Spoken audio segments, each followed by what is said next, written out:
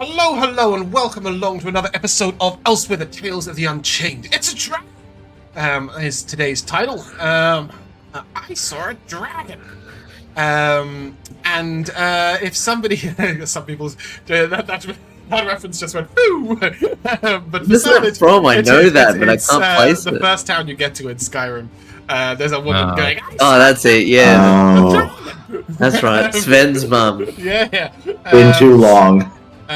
Indeed. Right. Oh, Todai Master Pietro de Rocco is grappled. Okay. See? Yeah. How is this I was happening? like, oh. Please, can you ungrapple him? I see that, and I don't know why I'm responsible for that. We're having a Roll20 Certainly. issues. Anyway, what happened last episode, and who's not I in don't have Roll20? control. It's probably Rico not in Roll20. That's traditional. But it's like loading extremely slowly. We started out accepting the ship coming into harbor and finding out that the warehouse that we dispatched those bandits skinners in was the same warehouse that we were to store the goods in. Right. Meaning that it was a likely going to be some sort of ambush situation, and things were going to get robbed and people were going to die anyway. So the self-important and slightly pompous leader of the expedition. What is the name of the group? The expedition group? The Sildranic Society? Yeah. Did I ever give you his name? I don't think I did, because I didn't have this document open at the time. I kept thinking, I'll open that and then I'll tell them. Did I give you his name? Does anybody have a name for the leader? Yes. Sorry? He's wearing a frilly shirt. I don't know. Frilly shirt guy. He is wearing a frilly shirt, and his name is Bafala. Nope. Yes. He's missing the Mew. What? And like maybe an R also, but pronunciation. Bartholomew. Bartholomew. Oh yes, just Bafala. He requested that you would, that you and the Dracula Sagar would be willing to travel during the night to get this out of town quickly. He then summoned the two de facto leaders of the group, which is Krusk and apparently Vel'zekiss, and had a chat with you. What did he tell you? Expected trouble. Yeah. Why? More detail, please. Because they had some stolen dragon horde items, I believe. I remember hearing that he was like, we took these things from a green dragon's temple. Okay. He never said that they took it from the dragon's horde itself, as I remember. Yes, 100%. I just watched it the other day. A temple to the great green dragon whose name was lost to time. Yes. Because we thought it might be like the religious, like the god one almost. 100%. He is. It was a temple to. Oh, you thought the dragon you're about to fight might be the god one? What? No, not by the time he showed up, but like good. stuff. But yeah. That would be a very the temple. fight. Yeah, it was a temple to possibly the main dragon of the dragon pantheon. Yes, that's right.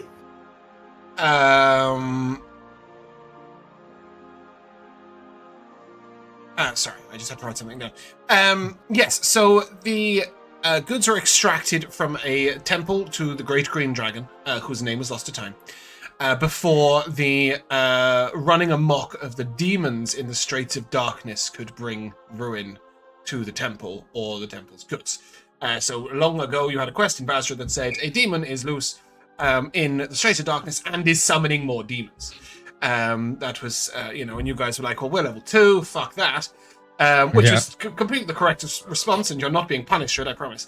But nevertheless, the Sildranic Society wants to extract these important artifacts from this temple before it was ran amok by demons, who are known for their destruction. A reminder that chromatic dragons in the world of Mazrea tend to be evil, and especially the green dragons tend to be deceitful and troublesome and generally just like killing people and eating them. So them attacking you, it wouldn't, despite Boxxo, falling into a posture of reverence, it's generally they are to be killed, not worshipped. That is the consensus across like even the Draconic Temple themselves. Green dragons in the world, face to face. Like, if they're trying to ruin your shit, feel free to stab them with a sword. What else happened last episode after that little chat? We set up talking conversation. There was some conversation. And after the conversation, you were attacked by the green dragonborns. Green dragonborns, yeah. Can we remember the name of the group? Did they give us a name? I thought they just attacked us. Was their name? The leader did give you a name, but it's very, very simple name, so you might not have realized it was even the group name. They are called the Green Dragonborn Mercenaries. So I think it might have crossed as like they are Green Dragonborn Mercenaries. Yeah, okay, yeah. But yes, and you are. But I know they're getting their name because I told you something about them, which is what do they do? What is their primary goal? They collect the treasures that we've got and bring it back to the dragon, don't they? Their primary goal is actually to free Green Dragonborn. I was going to say free Green Dragonborn. That's right. It's That's the right. emancipation of the Green Dragonborn. But you were told as well that often these Green Dragonborn, once emancipated, return to their criminal thieving ways. Vicious cycle. They're treated badly, so they become criminals, but then they're criminals, so they're treated badly, and as it goes. Anyway, you got attacked by them, and there was no time for a philosophical debate because they were quite happy to kill you. And they led with a certain attacking technique.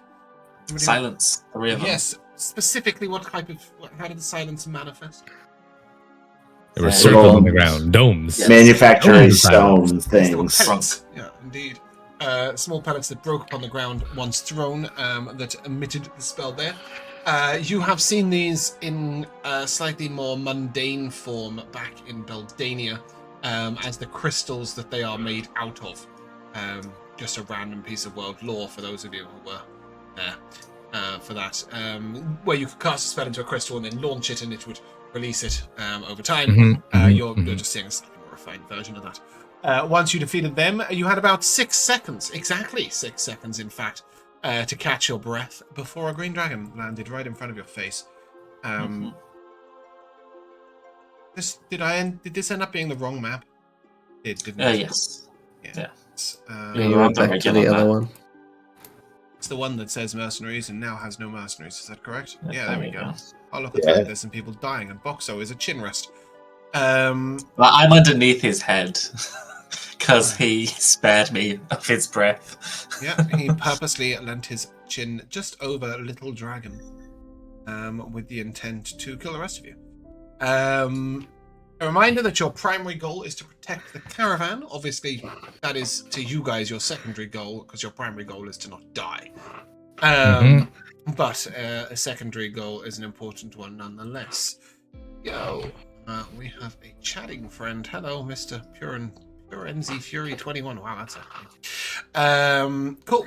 Yeah, and with that, I will just ask who has an active effect still active. I think Joe, you're the primary person in question. One and Bless as well. Right. Yeah. Yes. Okay. So we've got a Cloud of Daggers and a Bless. Who is blessed? Everybody other than Pietro. As is tradition. Yeah. Cool. As usual. Correct. That's fine. And did any of the others have anything up? This Cloud of Daggers is still existing next to me? Yeah. Yeah, so don't go in it. I'll try. Has Pietro flown yet? No, I didn't.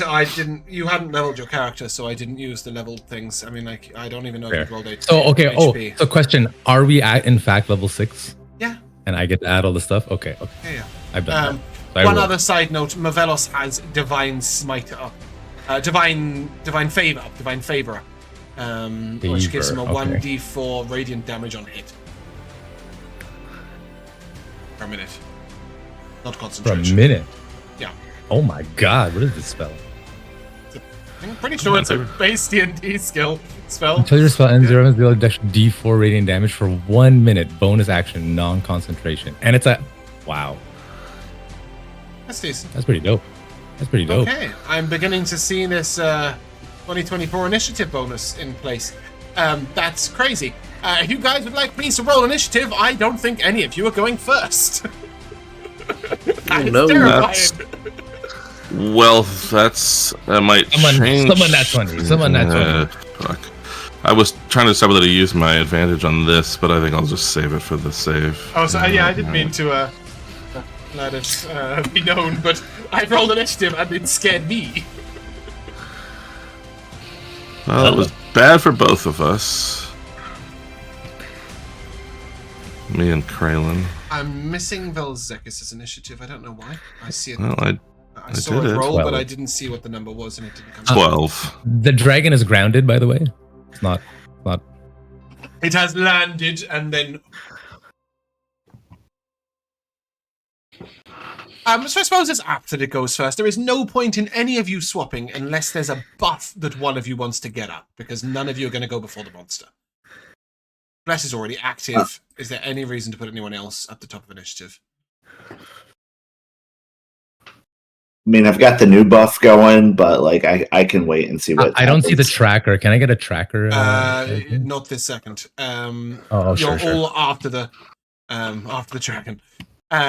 Corrie, I will put you. I'll just swap you. You're controlling Colette, aren't you? Yes. Okay. I'm gonna give Vel the 15 if that's okay, and swap Colette down to the 12. So it'll be Corrie basically. First, I've just shuffled you guys around slightly, just so that you're not going back to back with your control-E. Wait. Might be good if I were last, so that there's more chances to heal me when I'm dead, and I'm not rolling my death saves as soon as possible. But I am gonna probably absorb elements, but I should go last, so there's more chances to undead me. I love that. Yeah, sorry, I can't hit the initiative tracker till I do that.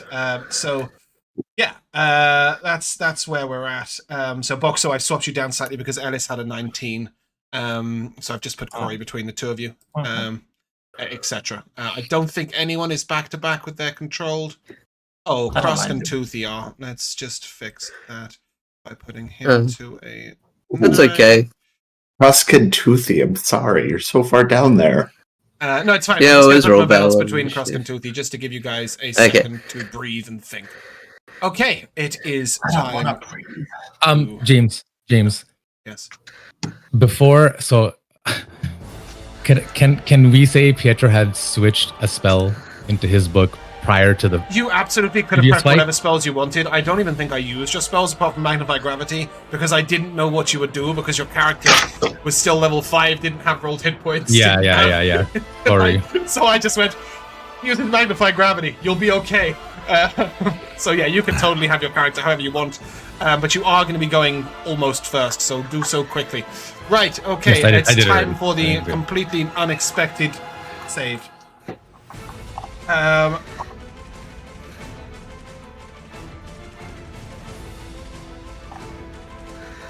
Oh, well, at least we're... That poor horse is dead. I know, that poor horse. It's getting mouthful. No, Crosk is going to shield the horse. He can protect one person, and that's who he's going to protect, because James like horses. Corrie getting out of it by the skin of his teeth if it stays there. Keep going down. You like the lower one? He is really trying to affect the carriage. Oh, not Ellis. So what I'm going to do actually is zoom out slightly. Let's do it from here. That's what it is. If you are in the cone, please make a Constitution saving throw. Is Toothy out of the cone enough? Yeah, what about Toothy? Toothy is out. Oh, nice. Oh, cool. I am advantaging Can't it with Tides of Chaos. A reminder that if you are Krusk, Didn't matter. you will get a +5 to your Constitution save. Doesn't matter. I got a 13 then. Even with advantage, Jesus. Krusk, Vel'zekiss Bless. 13 with the +5. Yeah, Vel, you have Bless. Okay. So if you want to throw a card, you might be able to succeed. Okay. Sure. It will allow, as you went for the advantage and everything. Well, I don't know what my real one was. Is the 11 the high So one? Mavelos also has his aura of protection. It only so affects Krusk. Oh, is that Nobody where else is in range. I can't even see Mavelos. Where the fuck? He is right here. He's underneath. Right. No, I When guess, you I guess rise in the Kiki would've morning, gotten it, but- Vel'zekiss, think of it as a privilege to be alive. So you'll have a 12 plus. Why is this card not going? Oh, I'm going to have to refresh it. Ooh, 7. Was it It's a 7, 12 fortunately. plus 7 plus Bless? Bless. Oh, so D4 also? Yep. I forgot that it's not just a number. Another 4. Okay, that's good. I've been spontaneously adding 4s with Bless recently. Or just a 1. I would think it was just a 1. I've been listening to too much Pathfinder shit on my podcasts. It's all just I numbers. don't have time for a second system. Sorry about that, guys. We are back. Okay, so who have I got that is below an 18? Oof. Krusk. Is he the only one? Looks like it, yeah. I think The only so. one. Let's see if he's dead.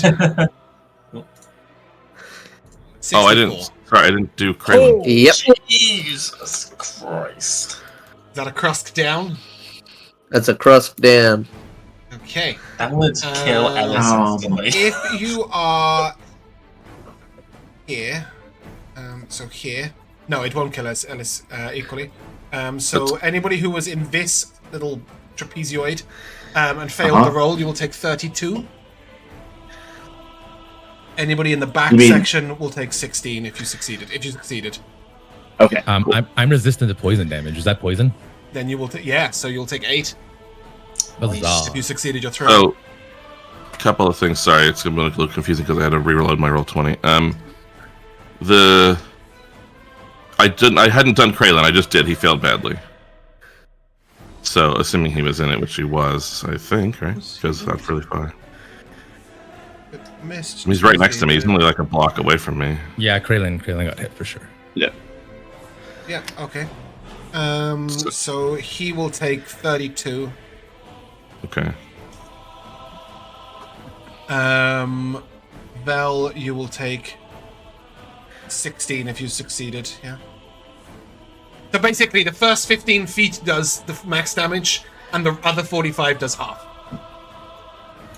Because the poison As the dissipates gas in the air. dissipates. Yeah. Okay, I thought you said that the people who succeeded in the failed in the front were taking 32. It was confusing. Yeah. Yeah, the people... basically, Cross took 64, Okay. and then Corrie, Mavelos, and Colette took 32. Oh yeah. And shit, I then forgot about that. Craden took 32, and then Vel took 16, and Pietro Yeah. took 8. There we go. I guess I'll take it then. I mean, you can also absorb elements if you want. I know, but then that's such a weak. Sorry, benefit. 13 is not half of 32, but you do have Bless, so +4, Yep. 17, you succeed. Bless is still up, that is good. Can't say the same for Krusk. Pietro. Yeah. Oh, no, hold on, we're not finished, sorry. Got the rest of my turn to do first. Well, and I also need to do concentration, but I'm okay. Okay. Hopefully he still can't see me under his chin. He just steps forward onto you by accident. Yeah, exactly. It just breaks my spine. Seeing Colette low, I will ask her wisdom save, please, as he spikes her mind. Oh Uh-oh. my goodness. That's a 3. Okay, cool. She'll take a bunch of damage. Oh no. There's the spell, so that's the other things that happen. But yeah, Dracula's she's got. cast spells now. Oh yes, he is Oh my spiking goodness. your mind. The music seems to have died. Let's try and fix that. Back, please. And then we're going to use Rend on Mavelos. Can I ask a question? Yeah. The Mind Spike, it has a somatic component. What does that look like with the dragon? It does not with the dragon. The dragon just sort of like... and the psionic energy... It doesn't like go up on two legs and it's like... The Mind Spike is representative of their ability as opposed to being like a standard spell, I think.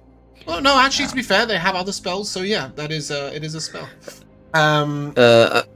Is Rend like an attack? Rend is an attack. It's a 23 to hit Mavelos. Okay, I'm gonna admonish the tyrannical within range. Tyrannical indeed. Yeah, so that's disadvantage on everyone but me. Oh, far out. Be very glad that it wasn't that. Mavelos' armor class is what, 21? 21, but he has 11 HP currently. Okay, that's probably about to change. He has no HP. 20. Well, this is the leftover party. We don't care about them. Pietro, you're up. Oh shit! I was gonna try to slow this thing, but now I think I should just try to do a pile of damage to it.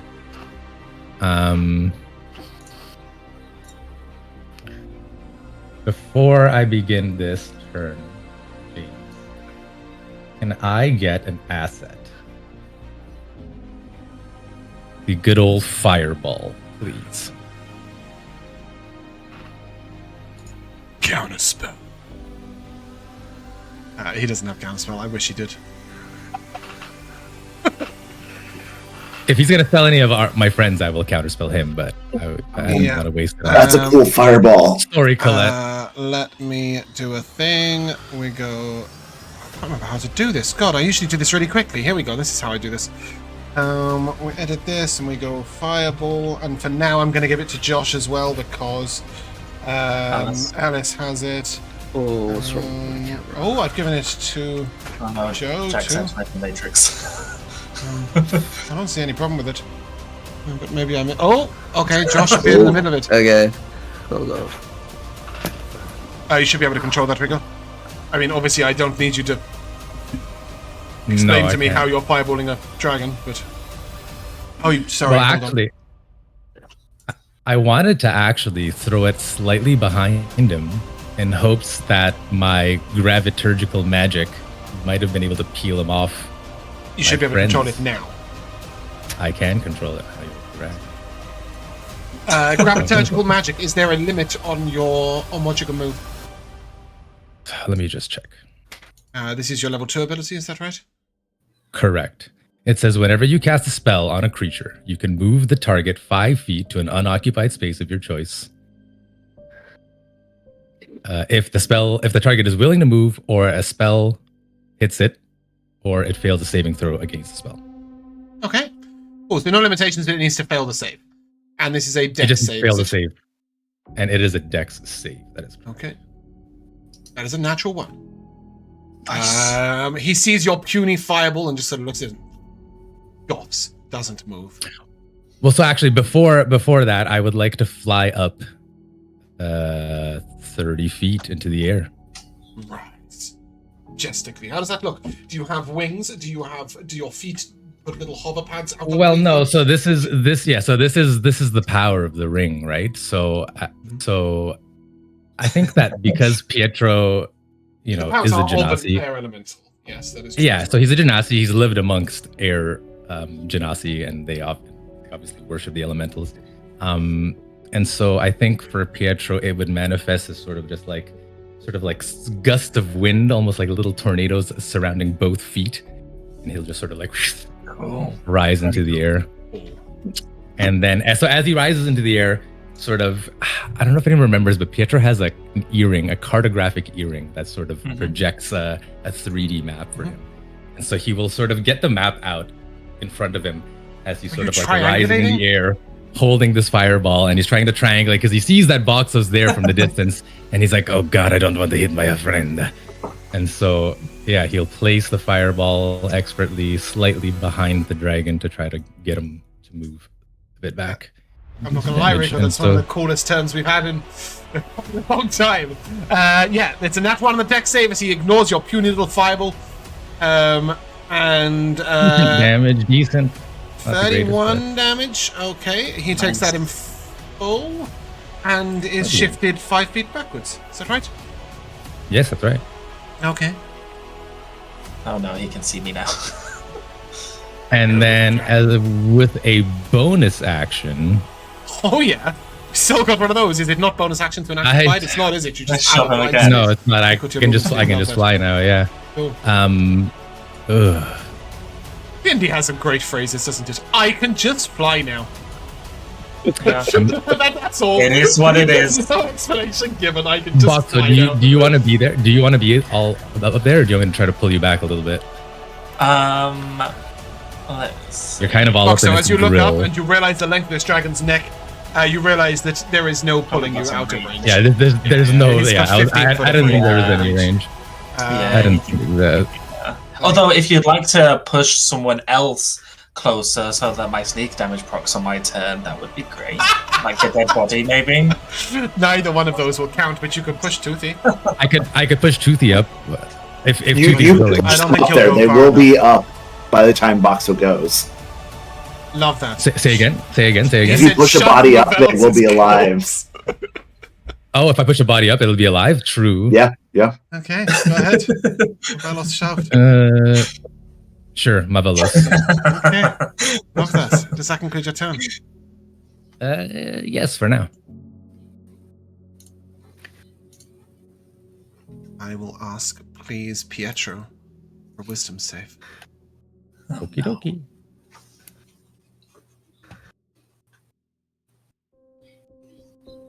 Oh, sorry. I forgot something. Last turn. My book, whenever I cast a spell, I can expend a charge to increase my movement speed. Yep. Which I do. That will increase your flight speed too. Yeah, so I'm just going to move horizontally another 20, 15, maybe 15 feet here. Okay. Don't get too far away. Wisdom save, Oh, please. I know. Whoop one. Wisdom save coming up. Oh no, that's a 9. I am going to throw a card down on that. I think I have one of those. Oh no, it's only a D4. Probably not going to help. Nope. You will take 9 psychic damage. And until he starts concentrating on some other target, because you see he's just gone from Colette to you, he will always know where you are. You cannot hide from him. You cannot become invisible. Okay. That was his legendary action. Alice is up. Yep, he is going to throw a fireball at the dragon's head. It's going to be like, yeah. But he can keep the people out from harm. This is a poker. Dex save, please. Cool, that works. Sorry, I was making the Alice roll. That's right. 23. That's awful damage. It's 24, so 12 higher. And then he is going to stand behind this car, and he will bonus action summon a chair. And then try and use it as cover, even though it states otherwise. And then, hold it above his head. Okay.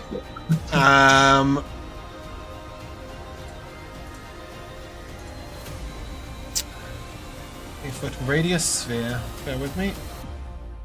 Need a 20-foot radius sphere. What? If you are in this circle, please make me a Constitution saving throw. What is this? This is a noxious miasma. As the dragon sort of spits up into the air, a ball of poison sort of falls into the center and expands slowly. A nasty sort of vile, poisonous gas exploding outwards.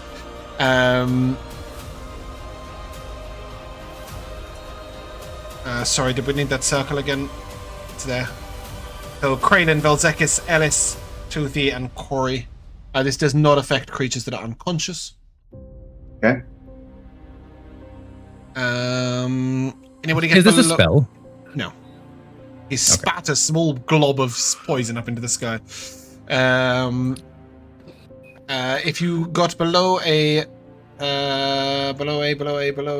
17, You will take 10 poison damage. If you get above, you will take half of 5 poison damage. If you failed, you will also have your armor class reduced by 2 until the start of until the end of your next turn. Jesus. All right, that's really... How rude. Corrie, Stumblebump. How do you set that Are you up? still standing? I am. Nice. How do Ooh, you set that up? I need to do. Sorry, just to make a note on what was just asked. If you click on your armor class in D&D Beyond, there's a customize button, and then just additional miscellaneous bonus -2. Oh, additional miscellaneous. You Yep. can do minus there. I was like, override AC. Yeah, I mean you can do that as well, but then it gets a bit complicated to undo it. Corey, are you still standing? I am. And we're still blessed. How boring. Nice. Oh, fuck. I didn't mean to do that. I had to click armor class. Yes, Corey, go ahead. It's alright, your initiative will not change, I don't think. No, it won't. Thank you. Sorry. Alright, so 11 healing to Mavelos, Krusk, Corrie, Colette, Kralin, and Vel'zekiss. That's Mavelos, Krusk,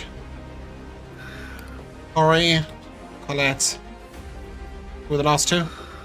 Kralin and Vel'zekiss. Got him. Brayden. Oh, okay, cool. I just said that some people were 2 of those people. So. Yep. It's just Joe. Mavelos wakes up and he's like, And he's right in the dragon's face. yeah. And then we're going to be able to do the Community Watch, which is my new Channel Divinity. So I'm going to mark that off. And Yeah, then tell us we'll- how that looks and sounds and feels. So Corey will call out, "My friends, we are stronger together when we watch each other's backs." And on each of your shoulders, you'll get a little tiny Corey. It's like a little, angel sort of thing from the back in the day, who is running around to protect you. And so each of these is him as a child kind of imitating you. So on Toothy, he's got like almost like kitchenwares. Like he's got a little pot shield and like a spatula, and he's like sprinting around and like smacking a thing and then like kind of dodging a little bit and then sprinting the other way. Vel'zekiss has like a little scarf, like a ring that he holds, and he'll like teleport to the other shoulder and ride a stick that looks like a lightning bolt back to the other side. And then on Boxxo, he's got his little white knife, which is like a little wooden sword. And he's just walking at the like weirdest angles possible. Like he's standing up underneath like the ear sort of thing, like poking around and like stabbing at things. And then for Pietro, he's got a book, and it's like the simplest book in the world. Like it is just like sheets of paper like bound together. But it's almost like he's bedazzled it with like rocks and stones. Like he's just kind of like stuck him on there, like glued on there, and it just kind of floats along with him. And then he's like throwing dust and rocks around, like casting his spells and doing the things. And so these are your little guardian Corries. Just a question. Obviously, you can affect yourself and 5 other creatures with this. So who would your last one be? Will Colette. Colette. Okay, cool. She's just got a mini version of her, strumming a lute. Yeah. Right. Or doesn't know her that well, like so he can't like, understand her as much as he knows the way that his friends battle. Hold on. Sorry, it's yourself and a number of allies up to your wisdom modifier. So yourself and then 5 allies. Yeah, that is right. So yourself and then 4 people and then Colette. Cool. Okay. Fantastic. And this actually grants a once per round D6 bonus to a skill check, saving throw, or attack roll. Wow. Cool. And it stacks with bliss. Wow. Nice.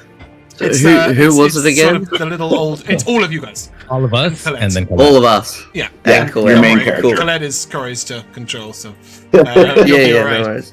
Cool. Does that conclude your turn? That's it for me. Does it end when you lose concentration or go unconscious? Uh I don't think it does, does unconscious, I would imagine. it? I don't think it states so, right? Because it would say until incapacitated. So it does end. I don't know that we wrote this into the thing. So it's if we cannot have line of sight with each other, like if we lose sight of each other, it's supposed to end. in the original one. I don't know if we did that in the custom one that we did. So I've said this within 60 feet and line of sight. So I'm not going to call this this horse a problem. But like if you go behind a wall or a mountain, guys, that is when it'll fall off. So while you remain in line of sight with Corrie. And that's up to you. I think it's line of sight of each other. Like you have to be around me for the initial cast. It's me. Okay, cool. I would say if they have to be line of sight of you, because otherwise it'll be all sorts of confusing. Cool. I just want to clarify, because I'm about to make you unconscious, whether it ends when you're unconscious. Has it got a longer text when you click on it than what is pinged? Or is that the full text? That is the full text. Okay, cool. So it'll maintain even if Corrie is on the floor. That's good. The dragon is going to leap, moving up to half its movement speed. That's a good place for a floor. That's my face. Yeah, why not? We'll move to there. And he is going to rend Corrie. This is his third legendary action usage. Corrie, that is a 13 to hit you. That misses. Which will miss as he reaches down for you. He underestimates just how fucking short you are, and he bites just over your head. Boxxo, you are up. Is it time to betray your almighty dragon leader friend, dude? I never had any allegiance to him. I just wanted him to leave us alone. Okay. Yeah, well, he's a dragon. Time to be not nice. Some respect. Yes, I will cast a booming blade and stab him. You shall. Which is a 24 to hit. 26 to hit. Hitting. Yeah, that'll hit. Plus blast. So 29 plus d6 from shoulder Corrie. So well, no, you want to save that because you can use it on a saving throw. I was going to say you might want to save that or something in case. You can use it on a saving throw. Okay, fine. Can I keep the 5? Sure. But did you steady aim this to get advantage, or did you just attack? Are you going to bonus action do something? No, because I've got allies within 5 feet of him. Just, crit fishing, that sort of thing. But go ahead. Yeah. No. Cool. So that is 20 psychic damage plus. His head sort of snaps to you in anger.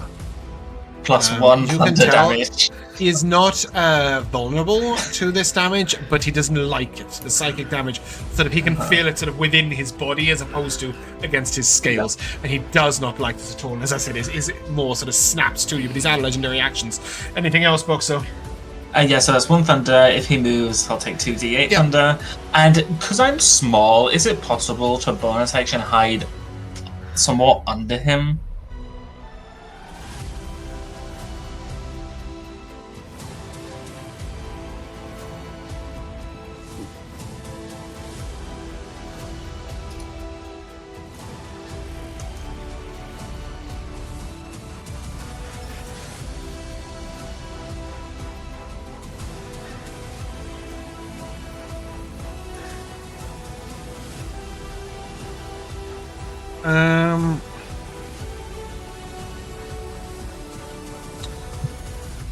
I think, due to the Lightfoot Halfling feature, the answer is no. Because it is a benefit you can genuinely gain as a feature on your character sheet, and you don't have it as a feature on your character sheet. That being said, you might escape his notice, so you won't be hidden per se, but he might forget to try and kill you if you're between his legs. But he also just snapped his maw to you and decided he wanted to kill you. So you can try and scatter between his legs, but it's totally up to you. I'll run under his body and go over here instead. Yep. And I'll bonus action hide behind. You can see through the legs. You can see Corrie, I think. That's fair to say. This creature does not create line of sight because his legs, if you imagine, he's quite high up on his legs. And whilst his legs are quite thick, you'd have to be right next to one to be blocking line of sight. Do I need to make a stealth save? A stealth check? No. Vel'zekiss. Oh boy. Do the pies work like potions where if you action them, they are full? Full healing on an action. Do we do potions full healing on an action? I think we've agreed that, yeah. Yes, they do. The damn dragon actually moved where I could get the cloud of daggers to him, but I don't think it's the best use of an action to get a few little scrapes on a damn... Ugh. This is annoying. It's very large. It's an action to move the daggers? Yeah. It's good, though. It's good it does damage. Yeah, they auto-hit. They're just not gonna... not a ton of damage. I don't know how much this thing's gonna be moving around, and he's quite large. I know. But...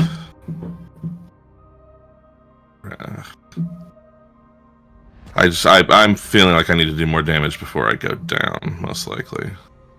So, I think I will eat that food as my action. Yeah. So that should max me, I think. What is it, 2d8 plus 5? Yeah. 6 to 21. Yeah, a little. Well, yeah. Okay, so that's good. And then I'm going to, if I can do it without having to use extra movement to run around the back of the cart. 10, 15, 20, 25, 30. And then I will quicken. Mark those points immediately. And Hello. This is just a flat 2 points to quicken, right? It's Yes. great. Okay, cool. And that's permanently. I'm really glad. Joe's moved to 2024 Sorcerer, but we both agreed that the new twin spell and is really stupid. So the twin spell will be the original 2014, but everything else is the modern version. Is that correct? I believe so. Great. And it is set that way in the sheet. Okay, so what I'm quickening is I look at the little guy on my shoulder, bouncing around on my shoulder as I run, and I just go, "Yes, even small versions of me have always had good ideas." And then I shall ride the lightning across the dragon's face, 60 feet to the east. Or, well, I don't know if I'm going to go the whole distance or not, but... Yes. Where would that end me up? Oh, you want to mark it? Great. Well, I'm going to just go... Can't I just go straight sideways? Just up his face and not hit Crest and Marvelous, yeah. Oh, hold on. Does Yeah. right the lightning up is a 5 foot wide beam? Is that right? I think... Yeah, that's fine. I was just double checking you weren't gonna completely rip the shit out of Krosk and Marvelous.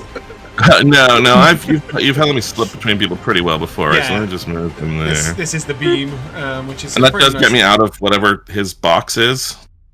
I mean, box is in his space anyway. I guess it doesn't really matter.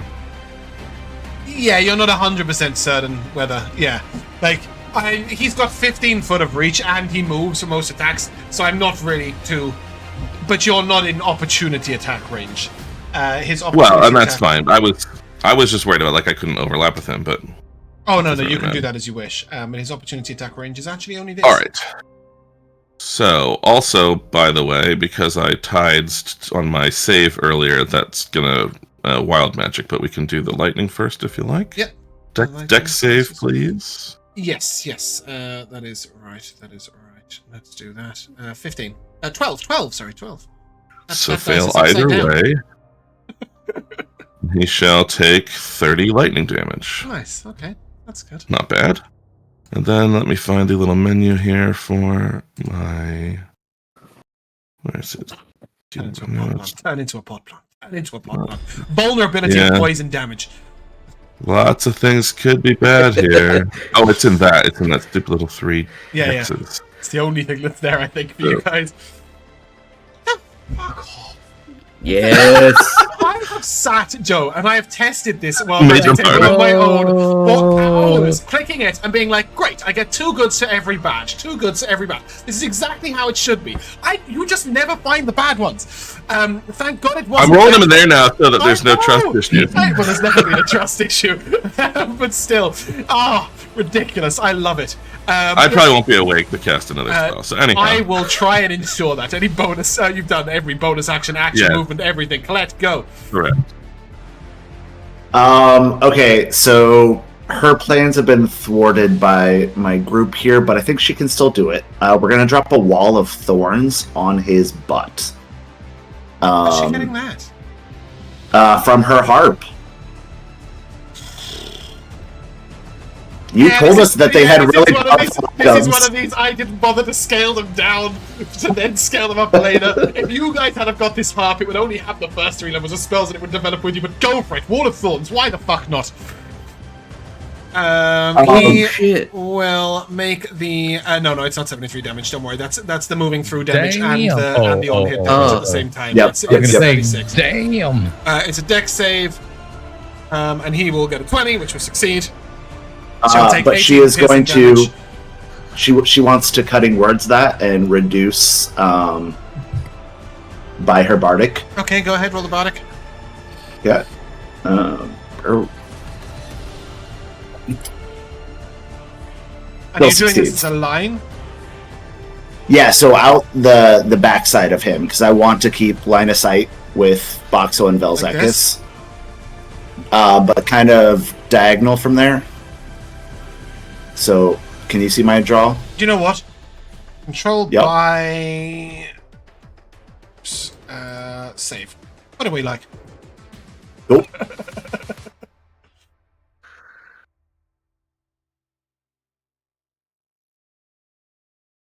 There we go.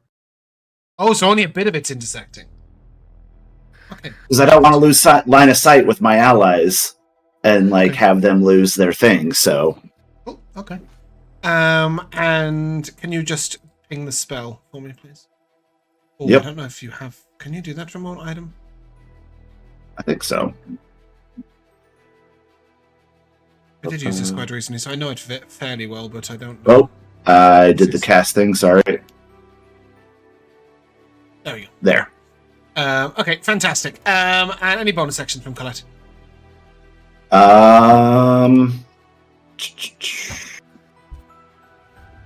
No, I don't think so.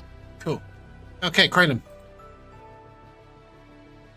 All right, boy. Playing another character. I know he's like an NPC, but he's obviously much more effective up close, but is also almost dead. So I don't know if I should be like, he wouldn't run up there and stab the dragon in the face. I don't know what he's like as a guy. Yeah, he's a thief. He's a skulker. He does not put himself at risk under any Yeah, circumstances. I didn't really think so. His It would be perfectly within character for him to drink a potion and bonus action hide. right. Just letting you Well, know. does he have a? I can't remember. Does he Yeah, have a potion? he has some potions in his inventory, I think. Also, they all had a pie. Yeah. Oh. Cast it. Okay, for- so Oh give yeah, him- there, it Yeah, is give there. him 21 hit points and bonus action hide. I think Kind of- that's honestly because the best he can do is throw his really good dagger and not be able to get it back. Like, get back up. Exactly. Yeah, it's just not his thing. yeah. So, In fact, he would even say, "I'm not getting involved with the dragon. It's ridiculous. So you'll do great." Oh, am I better So off Crust will staying here? Really? Yes. Am I there's better off that- laying down behind this rock or Yeah. going into a tree that's farther away? That little rock, it will give him cover. Like if he goes full down, it'll give him full cover. So Cool. he is. Do you want an he's actual prone. stealth from him? No, I'm gonna say the cover is probably a lot more important than anything else. So he's gotcha. just prone over there. Krusk. All right. Quick And in question. case you need Do we a mind? character- Go on. Do we mind if Colette ate her pie? I forgot that she had it. Absolutely fine, Roland. So just a quick character update. Krusk is brave and protective of others, and will definitely not run away at all.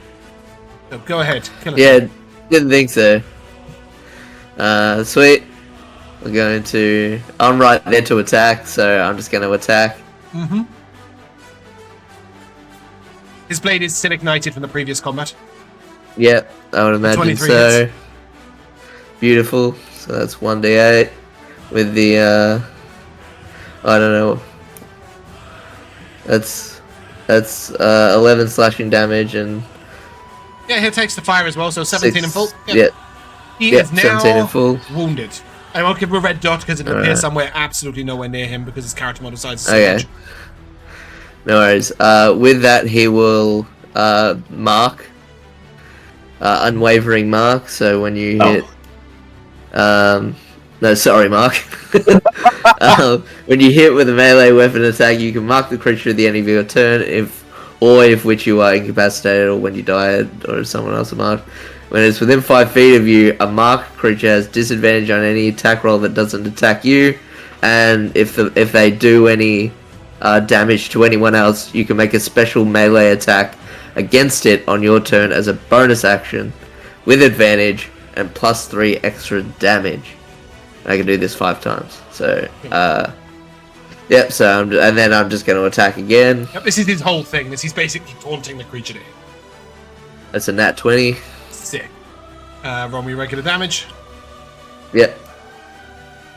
Oh wait, I didn't make sure it wasn't. Oh yeah, it wasn't. Yeah, it crit. is. So that is 17 plus 20, I think. It's a D8 and 2D6. Yeah, 17 plus 20, 37 damage. Nice. Beautiful. And then I think he's just going to second wind after that. Yeah, okay. Mavelos. Yes. Or 16. Oh, is it my turn? Indeed. Okay. So, I've just been looking over Mavelos' feet here, trying to figure out what I wanted to do. So the first thing he's going to do is he's going to attack the dragon with his Archaeologist's blade. Another one that I just didn't scale down. I'll take a big old swipe. It's definitely pretty strong. He has a +2 from flanking, so there's a 16. Is he? I don't think he has any way of adding to that, does he? I'm just trying to check. Channel Divinity. Oh. Yeah, I think I have my Channel Divinity. I do. So I'm going to imbue my weapon. It says when you take the attack action, I'm just going to... Yeah. You can expend one of uses of Channel Divinity to imbue the one melee weapon that you are holding with positive energy for the next 10 minutes, or until you use the feature again. You add your Charisma modifier to attack rolls. Which is a +4. Which is a +4. So You get will a an 20. 18. Oh, sorry, the +2, yeah. From flanking, so it will hit. Huzzah! We are going to smite that level 2. Of course. So here's the regular damage. And you just hit, "Begone, foul green demon!" Yeah. You're not a is- great dragon. He hates green dragons more than most people do. Sorry. Other things happening right now. So the smite level 2. He also gets to add the D4 radiant. Is that what that last roll? No, that is from the weapon itself. That's something else. Which is each time you expend a spell slot, it triggers the radiant damage, which you will get as well. So it's 9. So an additional 2 is radiant 11 damage. plus the smite damage. Plus the smite damage, which should be a 3d8. 3d8. Oh, Nice, that's very a big nice roll. Nice. So a total of... And this is all going to be radiant. 31 This is all going to be damage. radiant. Yep. Yeah. 31 radiant damage. And because I expended a second level slot for that smite, I get to use one of his... Oh, yeah, that additional is attack. the additional radiant damage if you wish. If I can take that off, you can do something else if you want. I can make it so the next attack against him is with advantage, for example.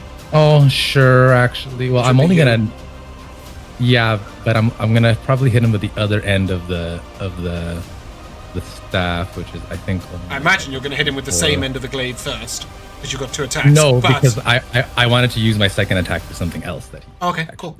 Yeah, so you can skip on the advantage So- and deal that radiant damage, or... Yeah, maybe I will skip on the advantage. Cool. Okay. All the things. For the Yeah, okay. confusion for the rest So of then... them, that's So his- then... Oh, no, that's not what I was trying to do. And so That's the weapon. I can take this bonus action pole strike between the two attacks, right? Yeah, of course Is you that can. right? Okay. So Go then ahead. I will make that pole strike. Ooh, that might not hit. A 13 plus 2 is 15 plus 4 is 19. Huzzah! And he bashes him in wherever he's hitting him, maybe his leg, with another 6 radiant damage. Bludgeoning. But so because of the imbue weapon, you can change any of the damage. All the damage is to- radiant? Yeah, I'm pretty sure that's how I read it. Let me double check. Go back up here, imbue weapon. Yeah, Each got time it. you Got hit it. with Right. it, you got can that. cause the Yeah. normal damage type or radiant damage. Okay, Yeah. fantastic. So, Mavelos does this sort of like spinning, takes a couple of swipes at him, and then he sort of finishes facing Krusk and Corrie. And with his second attack action, he's going to breathe some healing flame on them as per his Helm of the Platinum Dragon. So, this breath weapon deals radiant damage. Evil aligned hostile creatures within the area have disadvantage on the saving throw, and any friendly creatures in the area regain a number of hit points equal to the damage die instead. So it's going to be basically... can I do... Ooh, it's only a 15-foot cone, so he's going to move over one to get Corrie into this.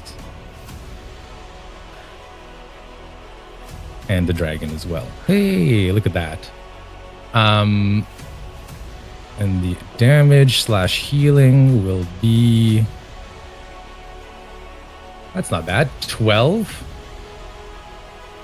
And the dragon has to make a dexterity save. And if it is evil with disadvantage. That's like that's like get Krusk, of course, right? Yeah. So it is Krusk and Corrie. Krusk and Corrie get 12 healing, and the dragon takes 12. As Mavelos sort of reaches his mouth back to breathe fire at Corrie, Krusk, and the dragon, there's this moment where I think Corrie probably winces, but Krusk kind of turns to embrace it. He knows what's coming. When he sort of firms up, and he just looks at you. Always a pleasure to have you beside me in battle. And then he raises his shield up, and he's ready for the next hit. And the flames are blue, so they are not. They seem sort of like different than your regular old damaging flames. So hopefully you're not too scared. But yeah, they get that. I'm just going to actually. So incredibly. Oh, never mind. It does complete my turn. I will just move back over to put some more space between everybody. Here, trouble. Oh, actually, no. I have that 10. I have that 10-foot holy thing. I'm gonna go here because I can still reach the dragon. I'm pretty sure. There's a 10-foot reach. Yep. So yeah, that's it. Cool, Toothy. All right. I got not that many tricks, so I'm just gonna run up, run there, run in front of Corrie, hopefully protecting him a little bit. Just give a good old-fashioned swing with my scimitar, but it's not the next dawn, so I can't. The rune's already been popped off by the air elemental that I've used it, so I can't do my whole nuking. Yeah, because we never rest. It's not the next day. Same. Sorry, James. I forgot to add a D4 of radiant for that second hit with the weapon. Just another. Oh my god. Radiant. Singular radiant damage. Sorry, Jack. Carry on. That's all good. That's crazy. That's a crazy turn, man. I was like, holy fuck.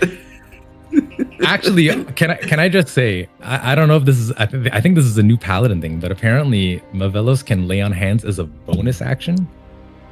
Whoa. It used to be an action as per Paladin. Yeah, it's an action. Wait. Well, Mavelos can do it as a bonus action. I don't know if that's 2024 Paladin stuff or it's 2024 Paladin. That's so they've taken the smites to be once per round, but then they've I like this. I like that move. I guess makes them more tanky. I guess. Right, gonna swing to hit. I should have probably fucking hit you myself. That's a 23 to hit. Yep. That is 9 slashing damage, and I'm gonna smite on that. Just first level. Because that's all I have left. Yep. 7 radiant damage. Okay, total of 16. That's good. And then I'm gonna hit again. Yep. And then that's a nat 20, so I'm gonna smite again. Nice. So that's 13 slashing damage, and then smite again. That is 10 radiant damage. I've added the crit damage as well. Thank you very Is much. severely wounded. And that'll be the end of my turn. I don't really have any bonus actions or anything like that. I could shoot a faith, but whatever. I'll This save it single for a dice smite. roll is likely to determine how this fight finishes. Oh God. I think you'll be okay. Oh. And with that, I am going to rend at Corrie for a 19 to hit. That's disadvantage Oh yeah, because it is. So he yeah. will, realizing this, he will then rend at Krusk. And Corrie, one. because of because of Cool. Make your attack. Yeah, I get to make my attack. Nice. Says Nice. Let me just read it again. Special attack. As a bonus. No, it's at a bonus action. I've already used my bonus action. No. As a bonus action, you marked the target, which you did in the turn. Oh, okay, I get that. And then and this is with now- advantage with 3 extra damage. Yeah, as a reaction, exactly that. Cool. As a reaction. Cool. That's 25, 27. 27 Yeah. hit. Yes, sir. Yeah. Blame him, brand him, kill him. And that's with plus 11 plus, or whatever it is, plus Yeah, 3. plus 3, yeah. So it's 19 damage in total. Okay, his second rend comes at Krusk, which is a nat 1. And his last one... Good. I always like it when I get the last to say. That will be...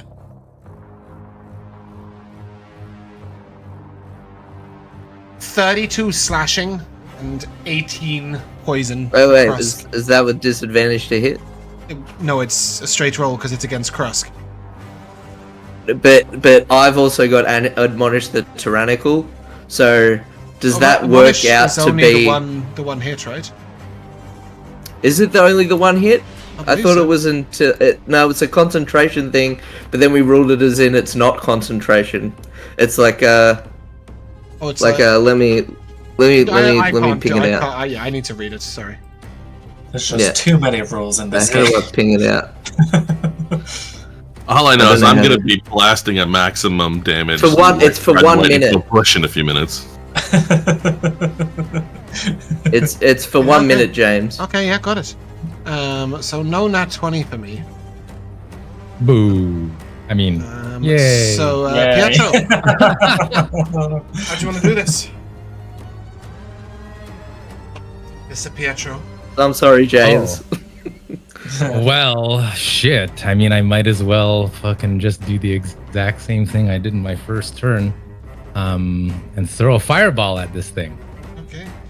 He will- So because I'm flying up in the air and I've got my triangulation points and all this and that, can I sort of throw it above him so that like the radius of it hits him from, you know what I mean?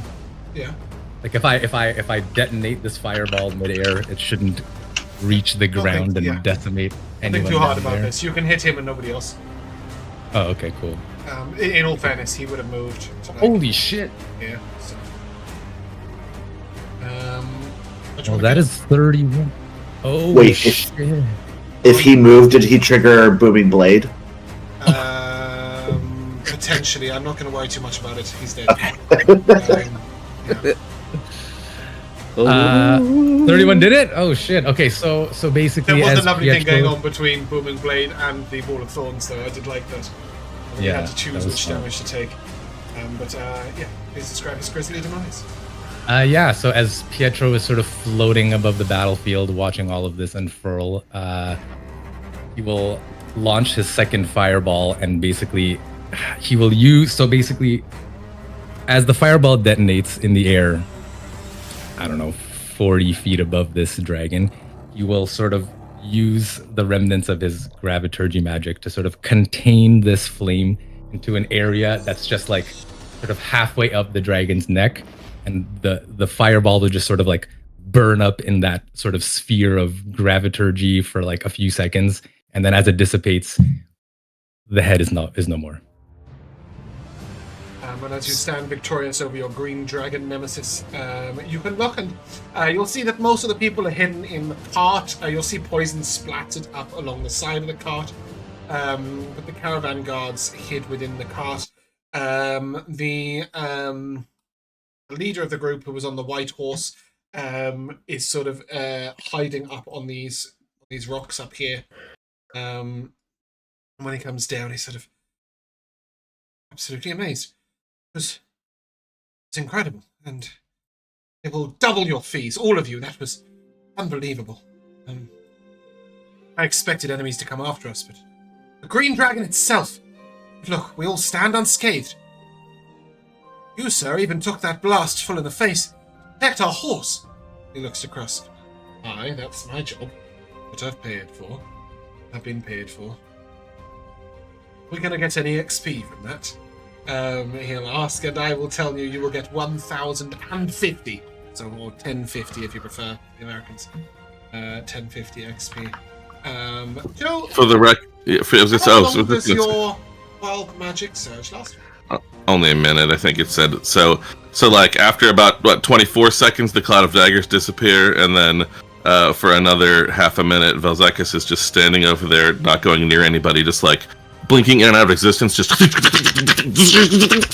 burning this giant hole in the ground, and then just walks back, kind of smoking. I'm glad that even though you rolled really well, it ended up not being too relevant. Yeah, it's an interesting one. The further you skew the action economy, the easier the most incredibly dangerous enemy sort of becomes simple. I think if I got a poison breath off in that last round, then it looks a bit different. Half of you will be unconscious, but it's very intriguing. With that, the needle sort of looks to you, and perhaps we can hope for a bit more of a peaceful journey on the way there. We've got some space in the back of one of our wagons. The load wasn't as large as we thought it would be. If you want to rest, we'll have to set up a camp soon, I'm well aware, but perhaps we can get a little further. Perhaps to the ruins of Nathramore. You stole from a dragon's horde. No, of course we didn't. As foolish as it get. Yes. We rescued the artifacts from the temple to the Great Green Dragon. It is unsurprising that a green dragon might lay claim to these goods, but that is not the same green dragon, and those things do not belong to him. The temple was erected long, long ago by Dragonborn. So I'm told. Pietro will look to any of his group that is sort of near him and give him like that. I told you, we're escorting these goods to Draconic Temple in Doggle Imvar. You may speak with them if you believe that the goods have been something. I will speak with whom is going to pay us, and that is it. That would be me. I told you I'm doubling your pay.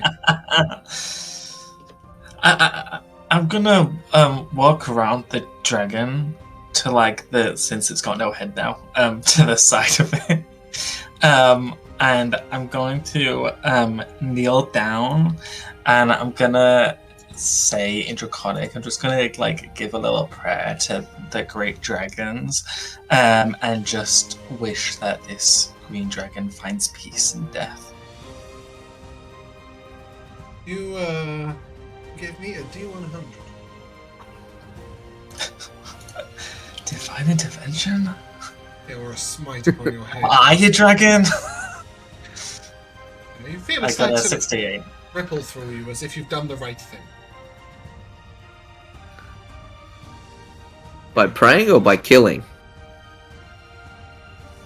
Not sure. I didn't kill it, so... As the rest of you join the wagon and begin to move off, Corrie, you would be very aware that the alchemical properties of a dragon, parts of a dragon, are incredibly powerful. Dragon's blood, dragon's heart, dragon's horns, dragon's scales are all very powerful alchemical ingredients. But you may also be aware that some of your party and some of the opposing party might look askance on the harvesting of these parts. I will give you the opportunity, as there are 11 of you moving off, right? And some of you are lying on the card to rest, and some of you are not. If you wish to just sort of skulk behind and harvest these parts, you may. But do be aware that somebody of your stature with your tools may struggle to harvest these parts. My friend.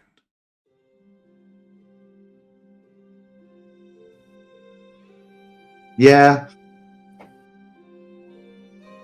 I don't think Corrie would want to offend people by doing it, even with the potential of the like rare ingredients. I don't think he would like desecrate something that, you know. So he will pass. There is you guys head along the path, and after a long wait, say, where's Kralin got to? Is he back there, scraping scales off the dragon, like the thief he is? We should leave him behind. That's My head snaps backwards, is he? It's miles back now. Like, you guys are half an hour down the road. And yeah, as you traipse along... I've got some art for this.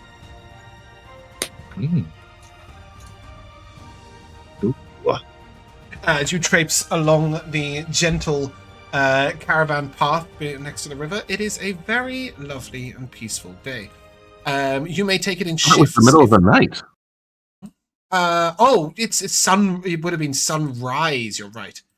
It would have been sunrise. Okay, I didn't realize we'd gotten that far through the night. That's cool. Yeah, I think you guys left at midnight. Yeah, I'll say it's sunrise on Dream. Oh, day moves. So, it can be daytime. I just No, you're very correct. You're very correct.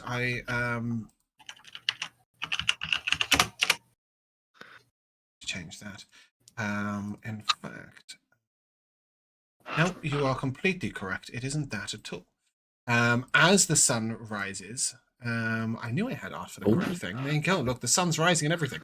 Yeah, as the sun rises, you approach the ruins of Nathramor. If one of you wants to have taken a long rest alongside Kresk, you may have done so in the journey so far, like on that wagon. The rest of you will get to long rest when you get there. You don't have to, but if one of you is sort of like at the point of death or anything. Who wants it? I don't think anyone is, right? Who wants to sleep? Good. I mean, I would use it for spell slots, but if no, it's fine. You're not going to encounter anything major. In that case, Kresk will approach Corrie. Say, I know you to be a man of the gods, and it seems a man of trust as well. I just wondered if you and your Tabaxi friend might keep watch so Mavelos and I might take a long rest in the back of that wagon. We were very close to the breath of the dragon, and I took it full in the face, and we really could do with some free time. That'd be alright. Of course. Not that I don't trust my own companions, but I don't trust my own companions in the slightest. We will keep good watch over you. Get some rest. If Kralin turns up, tell him he's a skulking little thief. Thank you. And with that, him and Mavelos will take the long rest. Leaving you guys to arrive at the ruins of Nathramor. If you have proficiency in history, you may give me a history check. In addition, I will take a religion check, please, from Corrie. Corrie, or anybody else who's proficient in. 17 on the history check. Okay. And on religion. Anybody else proficient in religion? Cool. So, with a 17, the ruins of Nathramor are something you have heard of very briefly, Pietro.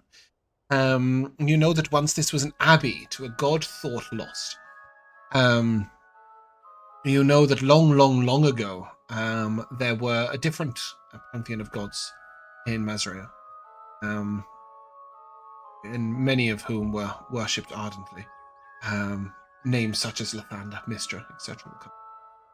And you know that a great darkness fell over a land to the east, and a chained being, a chained god, known as Thrasadun, was released into the world. And the Pantheon basically gave their existence to suppress that god. Nathramor would have been one of those gods. So this is an abbey to a god that gave his existence to protect the world from Thrasadun. If you haven't already, you can watch that entire catastrophe happen in Darkness Over Kalam on YouTube. So a bit of shameless self-promotion. Selfless self-promotion, I like that. Yes, so you would know that about Nathramor. Corrie, with your 10 religion check, you struggle to remember what Nathramor was the god of. But you do see some remainders of the abbey depicting some form of angelic or protective force.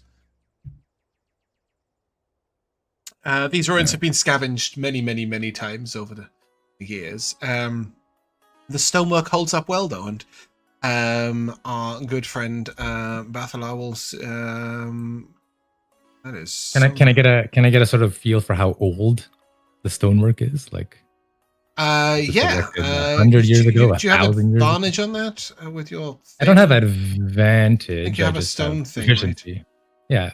Oh, my background feature. You were right. When studying and investigating stonework, you gain advantage on spelling. Well, special traits and flaws, such as secret doors, weak areas. Yeah, I think that'll still count. So give me a Mason's Tools advantage check, please. Sure. Just a dirty 20.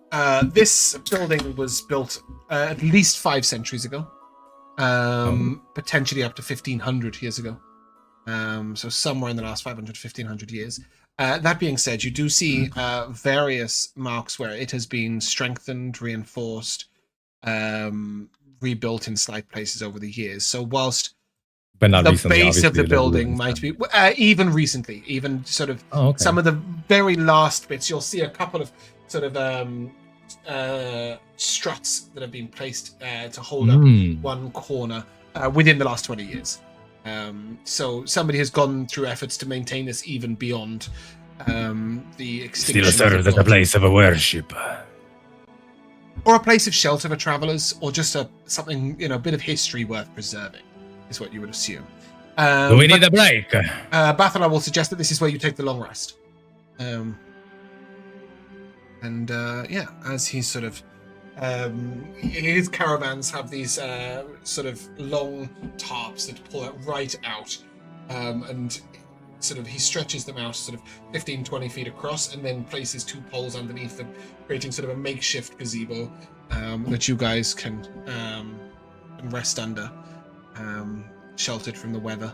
It is a very peaceful setup. He'll get a campfire going. 2 of the girls who were in the caravan, who were remaining sheltered, will begin to put on the food.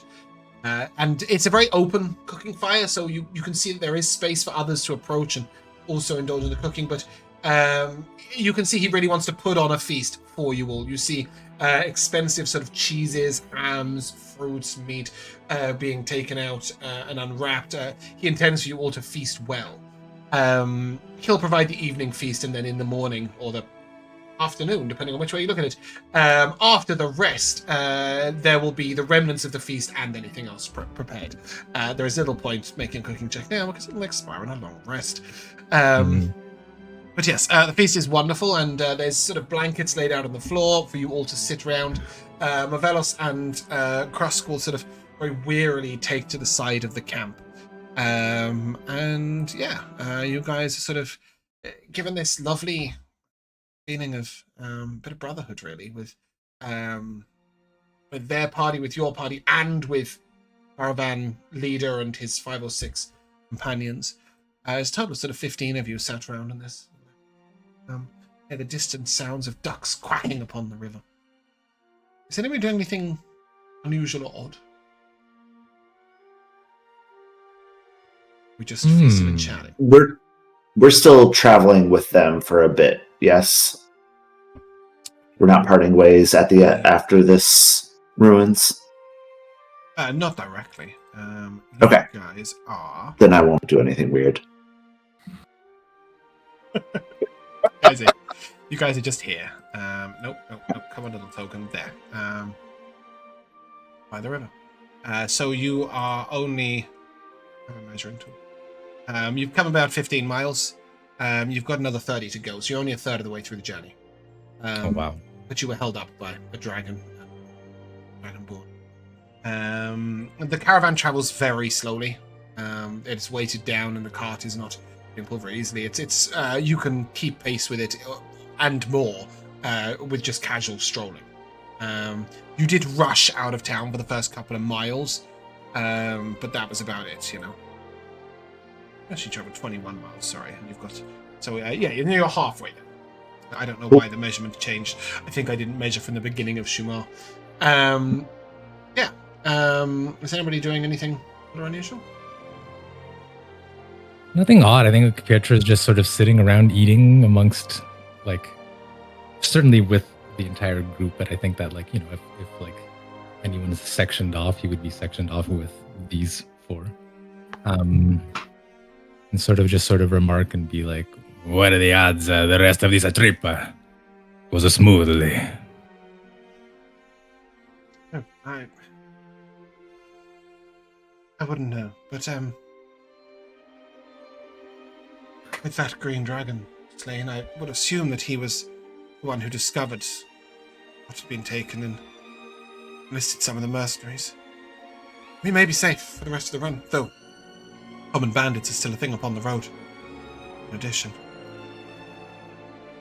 is hoping the strength of my mighty mercenaries is enough to scare off any simple bandits. He smiles at the rest of you. Yes. Speaking of mighty companions, he sort of pats Toothy quite hard on the shoulder, Krisk. You must have some mighty battle scars with all the fighting you've been doing. Mavelos has a fantastic one just here. And he'll sort of lean over and just pull Mavelos' armor away a little bit. And you'll see this on the seam of his armor, there's this long rent down his shoulder. He took that from an owlbear, he did. And he's in his accent, you think for a moment, you're really not sure if he said a halberd or an owlbear. What about you? I think for a moment. And then I look for Boxxo. And try to see if... So, where would Boxxo be? Would I be able to, Because I want to make, a knowing glance. To be he's probably set by the water. Mm-hmm. Which is, you're effectively feasting in that area anyway, so you'd be able to see him quite easily. Sure. Yeah. Yeah, so I don't whether you look around and we make eye contact, or whether I just look towards your direction and think about me recently having a bit of a breakdown and stuff like that, and thinking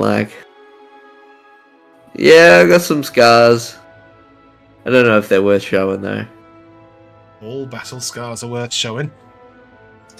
The ones on the outside are the easy ones to overcome. They're marks of great valiance, don't get me wrong. But they're easier to bear than the ones on the inside. What do you... Sorry, go on. Well... You don't seem like you have many scars on the inside. No. Josh, are you reversing right now? I can neither confirm nor deny. He'll look to you and, oh yes, because first of all, orcs are treated brilliantly everywhere they go, of course, so I've never had any problem with that at all. And secondly, I nearly fell in with yourselves, which means I clearly must have been doing brilliantly for myself before I came along, before we went along. Always going forwards again now. Thirdly, being so beautiful and well made, I've never ever had any mockery or difficulty thrown my way. No, you're right, no scars on the inside whatsoever. Not to mention that I was part of a previous adventuring party who I'm afraid all lie dead now. Probably due to my failure to protect them. Oh, Don't be so hard on yourself, man. May they rest in peace. But it's all about... Josh, can you please mute your mic? Just for a minute, we really are reversing constantly. I don't understand why it's not coming through mine. It's sort of, no, but the past is the past, and we grow, and we move forward from the emotional scars. We look forward. The physical scars, however, you see, he sort of pulls his breastplate down. He's like, look, right here, all the way across my chest. Huge. That one was from a harpy, and I mean that as an innuendo. Small group of them down in a cave. Wasn't expecting it. We were taking a rest. My armor was lying right next to me. I've learned since then to sleep in my armor. He'll show you a sort of bite mark at his neck. That right there is from a dire wolf, a winter wolf. His freezing breath had me near paralyzed when he bit me. And yeah, he'll show you like a little mark under his left ear. This was the last blow I took trying to protect my first adventuring party. Then they shot them with crossbows. This mighty shield, he'll show you, has got 4 dents in it. 4 bolts it took for them. And for me. And it's the only reason I stand to this day. Wow. I guess I got this one, which is still healing, and I'll show where I took the damage from the Skinner fight. Yeah. You took some mighty blows in that fight. All of you did. Yeah. What about the gaping hole where the thing flew out of you? You were infected. The armholes! You've got matching scars with Vel'zekiss. No, yeah. And they say, oh yeah, me and Vel'zekiss had some surgery done. We're just back in Shumar. Colette looks fascinated. I've been studying surgery. What did you have done? We had some bugs removed. Some eggs. You had incubating mosquito attacks? I guess so. I heard they were fatal in all cases. Remarkable. Operated upon you. I'll fucking give you I'll give you a straight up insta-win card if you can tell me who operated on you. A very nice lady. Yes, she was. Her name was... Oh, God. I'm not gonna cheat. Honestly, I couldn't tell you. So... We'll never forget her barbarian friend, but I can't remember her name. I think their names are somewhere in the handout. It's the beautiful butterflies. The beautiful butterflies, there you go. And it's Zord. I remember Zord. Her name was Corilla, the cleric half-elf. Corilla. The likelihood that you pulled that up in no time at all. Yeah, I could have remembered Brandos and Zord, but I couldn't remember the others. I think Jas as well. I might have been remembering was time. the wizard, yes. Yeah, but there was no way Corilla's name was coming to mind, and she... And the beautiful butterflies. I've heard their tales. I heard some of their tales in Shumar. And in Cleric. That's remarkable. It's really quite exciting. I've got a scar. Well, that's sort of Do you? I do. We were fighting some bandits, and I had backed up to take a position of defense, and I backed up so far that I came on a different bandit group who were hiding, only one were in overall, and the arrow hit me right here. She shows you like the tiniest little pock mark in her arm where an arrow hit her. She was like, the arrow hit me right here. I went, they were terrible shots. They shot 6 arrows, and that's the only one that only just grazed me. Oh, goodness me, this music's getting quite excitable. And as the conversation sort of carries on, you'll note that the caravan group are really sort of very admiring of the two groups. Unless there's anything specific you want to play out or discuss. Just Boxxo, what did you want to say before? I'm sorry, sort of... Oh, no. The moment has totally gone. It was barely an idea of a thing to do. So I'm sorry. No, you don't have to apologize. Bell, what were you going to say? Oh, no, just I would have, between the Shapewater and the power of the Tidestone, I would just be down at the river, like standing on the river, washing out all my clothes of all the horrible poison splatter, and giving myself a little shower with animated water. Everybody sort of takes a moment to look over and just think that that's fucking cool. And Ellis, who I think also has Shape Order. Josh, does Ellis also have Shape Order? He had... No, he doesn't. No. Okay. So Ellis will watch with admiration. And you'll just see, very teasingly, Mavelos look over him and, "Can you do that, Ellis? Stand in the water and wash yourself." No, and I don't think I should, because I'd probably forget one bit of what I was concentrating on, and suddenly I'd be having a bath, not a shower. It's usually how that works. But I can clean your clothes if you want. And mine. And he prestidigitates his clothing. Simple terms. There is no magical effect at all. You just see his hand go down and like his clothes go like clean, but also like bits of it. He misses bits all the way down. Can Pietro actually approach Vel'zekiss maybe as he's finishing up his shower? I don't know, can he? He's standing on the river. Yeah, I'm not too far. I'll walk up to him. You could also fly. Can you walk on water? Well, I sort of hover over to him, actually. Yeah, because I can hover with this thing. And actually, Pietro has sort of like inbuilt hovering shits through one of his that item that we got from before. Yeah. Anyway. Good Jesus and God. I'll walk over and I'll sort of walk onto the river and just like sort of hover above. And it's just you've got finishing to be up. fucking kidding me. They're watching you, you know. You want some privacy or something.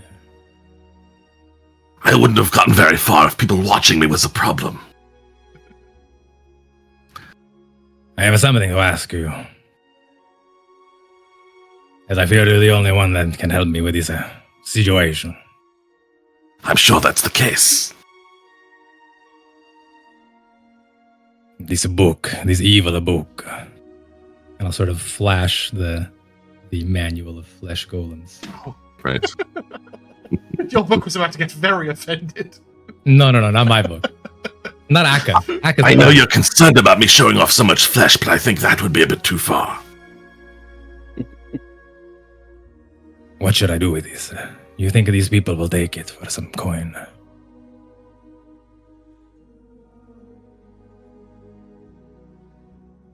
Well...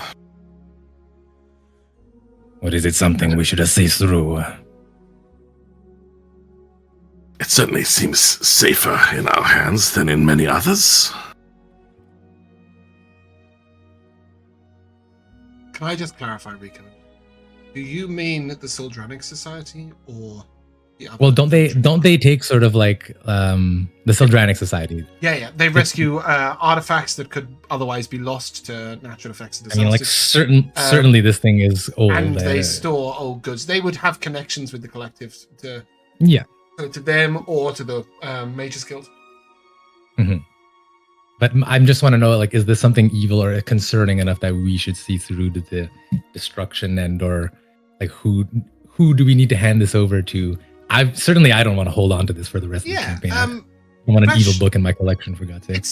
It's not. Are all flesh golems made evil? I have plans on making golems, just not flesh golems. I mean, you need to get flesh, so I'd say it's pretty. I would say that there may be times at which this, in a powerful hands of a wizard, for example, during a war, might turn fallen comrades into allies who could protect the town or city. It would teeter on the side of darker, but teeter. I think teeter. You know, like there are plenty of citizens who would be very willing to allow the bodies of their brothers to be turned into flesh golems if it meant that they survived, right? So the Mages Guild would protect this information and like put it aside for the purpose of, you know, what would our more spiritual friends think about that? Just to make it sort of the definition of who you could hand it to, the Temple of the Constellation would most definitely either put this in a place that it can't be retrieved from or destroy it properly. And the Soldranic Society would definitely take it and potentially sell it to somebody who would use it. So, there's your choices. I don't know what others would feel, but obviously you're chatting with Vel'zekiss on a lake or a river, right? Sorry, Bill. That's all right. I need to know what I would think. I mean, I suppose that a time could come when I would be able to sort of send it off to some inaccessible realm, but I'm not sure it's quite that dangerous. Me either.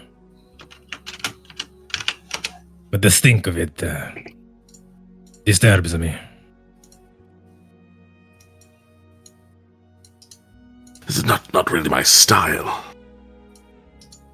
I'm not asking to pass it off to you. And I just mean, I agree, we wouldn't probably be inclined to use it.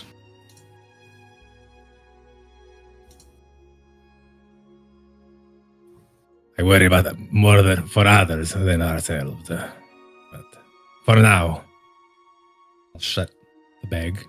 Just to confirm, are you also carrying the Book of Demon Summoning? It's I correct. think we have 2 evil books. Yes. You definitely have the Book of Demon Summoning. I know that much, but Yeah. I didn't know whether you personally were carrying it. I think Corrie is carrying the other book. No, I don't have it in my don't have any inventory. books. Then I'll be holding it then. Yeah, okay. So, but Oh, selling that one yeah. away wasn't... I mean, these books, they're evil men. I'm holding 2 of them. They're literally on my back. On my back. You understand? Are they pretty clearly non-destructible by ordinary means? The Book of Demon Summoning is completely... the Book of Flesh Golems, there's nothing to indicate that it will resist just being chucked in a fire. I mean, it will stink because it is made of human flesh. Flesh, yeah.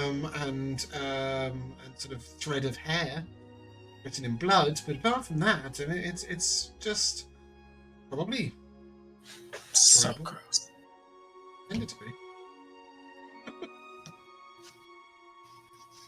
I also fear for what may happen if others find out I'm carrying these books on my person. You understand? Yes. Do you think there's much they could do about it if they cared? I suppose I am a dragon slayer now. But yes, some may.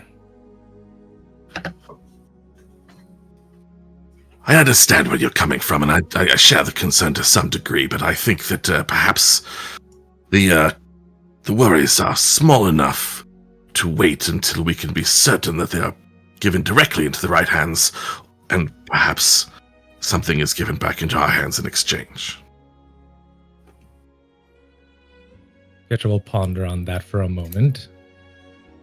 Sort of say, agreed. Perhaps we keep this between you and me. I don't want to alarm the others.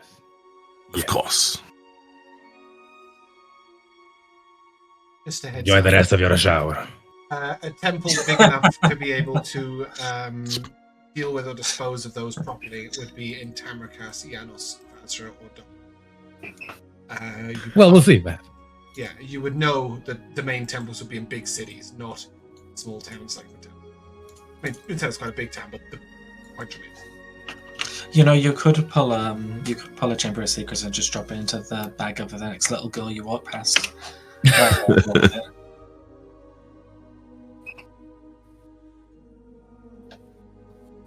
Good to rest? Yeah. You should Sure. take a short Yeah. break. Hello, hello. I hope you went to the bathroom on the break, because if you didn't, this ambience will make you need it. We are traveling along the river, and I just sort of hand over to you, really. You've got, you'll arrive at Matella late this evening, so sort of 9:30, 10 o'clock in the evening. I have a Matella. question. Yeah. Can someone remind me of our travel arrangements? Like, do we have who has a horse? Do we have a carriage? I think? So there is a We've got carriage a- that is being driven by Eileen. then you also have 2 wagons, one of which is completely full, and the other that's almost empty, which are being driven by the caravan guards. I know that, but I just meant our, like, So you've when got we're not Eileen, traveling with the caravan. Eileen has the carriage, which is being led by 2 matched horses, white draft horses. Right. And it's a somewhat ostentatious carriage, right? Is this a magical carriage, or is just that Yeah. we just found this very nice carriage with 2 white horses? You bought it. Yeah, we bought it. Okay. Yeah. Okay. In Mazrea. It was being offered at a discount by the stable master because it was a bit too ostentatious for anyone there, and nobody wanted it. And no one has a personal And steed. Pietro or and anything. Vel'zekiss were very excited about the possibility of looking so fancy. I do not believe our paladin has found a steed. Have you done this? No. No. No. So yeah, you're all just carriage or walking. And as you sort of saunter along, it's going to be about 8 or 9 hours till you arrive in Metella. Is there any particular engagement you guys would like to have? Is there any roleplay you would like to have? Is there anything you're looking for, paying attention to, etc. along the way? Or is it just a nice, peaceful, hey, we had a nice time journey? Question about nothing you just said. Is it? I've not used my first level spell that I got from Mage Initiate. Is it okay if I change it to something else? Yeah, of course. Okay, cool. I'm taking shield instead. Sensible.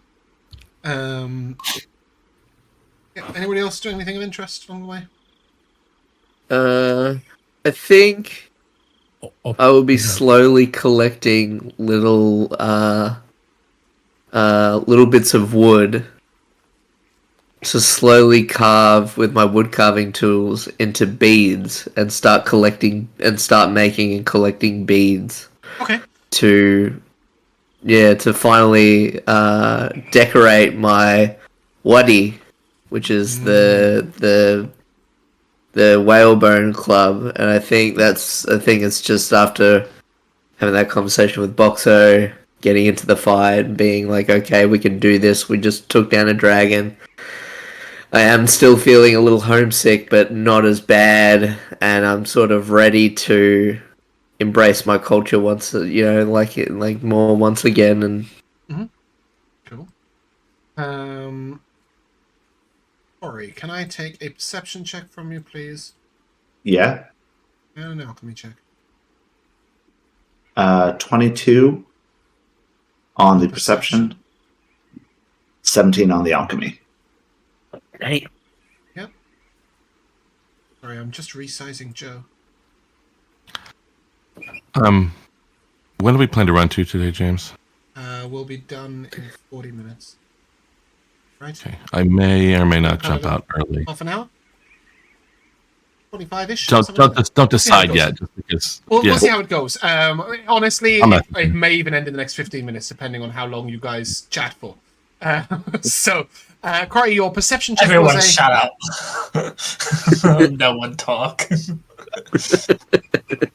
Corrie, your perception check was a... 22?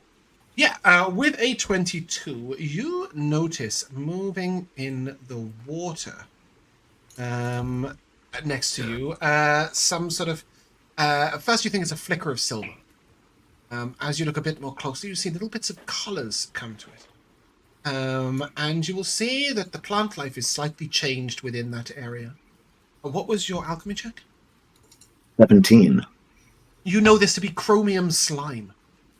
Usually you find this trickling down sort of mountain streams, especially those that come from within the mountain, coming out in middle streams. But you do know that where underground streams meet overground rivers, so probably an underground stream flows into this river a little way nearby, chromium slime can generate. You, within your alchemy equipment, would have some beakers for extracting this.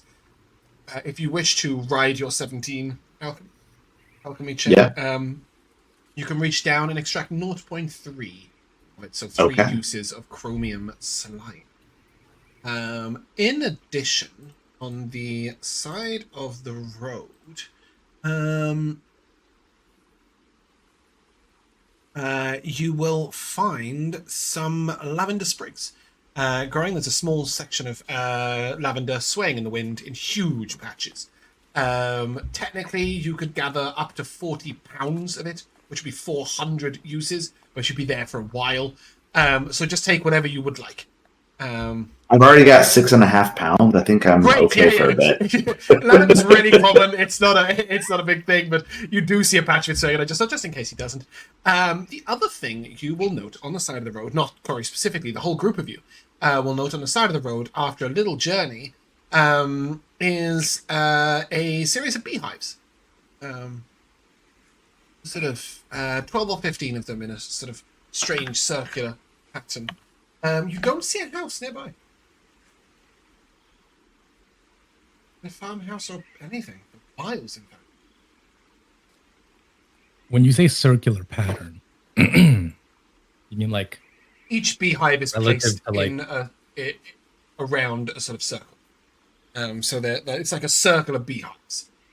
okay? But they're like man-made Yeah, hive things. Is what you're saying? Definitely. Oh, okay. I was like, what nature-y shit is It's going like on here? bees do live away from people.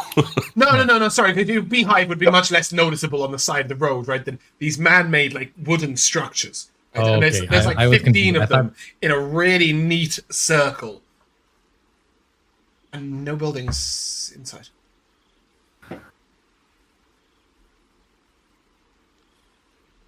You don't have to approach. You can just pass on and go, huh, that's interesting. That is absolutely fine. Is there? Pascal Can I comment, check? I hate bees. And keep on walking. Sorry, Rico. Go Can ahead. Can I check sort of the earring and see if there's a sort of there may be a property close by? Of that. You see what appears to be a sort of strange tree root that extends above the ground ever so slightly. And your cartographic earring will show you that there is a network of burrows beneath. It sits perfectly in the center of the beehives. And is definitely large enough to be a house.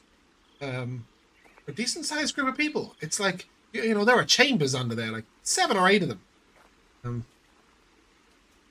I'll actually know if your cartographic earring allows you to see that, but I think it does. I think it shows you. Maybe not subterranean, but like if there was any sort of entrance or inkling of an. Yeah, definitely. There's the route Thing, and another perhaps. entrance.